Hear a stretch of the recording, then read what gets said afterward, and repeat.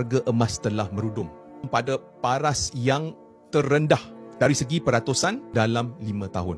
Andaikan sebagai contoh kita melabur RM100 dalam emas dan andaikan harga emas telah merudum sebanyak 5%, apa yang akan berlaku adalah RM100 yang kita melabur dalam emas ianya akan merudum kepada RM95.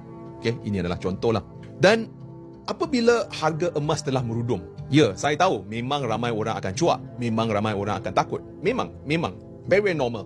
Kalau kita melabur dalam sesuatu aset dan apabila kita newbies dan kita melabur dalam aset tersebut dan tiba-tiba aset tersebut telah merudum dengan ketara, of course kita akan rasa cuak. Especially pada masa kita melabur dalam emas pada paras atau pada tahap yang tertinggi, right? So tiba-tiba kalau harga emas telah merudum, of course kita pun dah tak takut dan kita pun mesti terasa apa sepatutnya kita kena buat. Okay?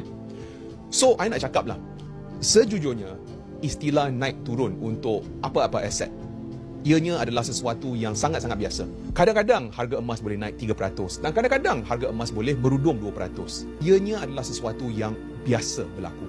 Tetapi kalau kita lihat pada jangka masa panjang, right?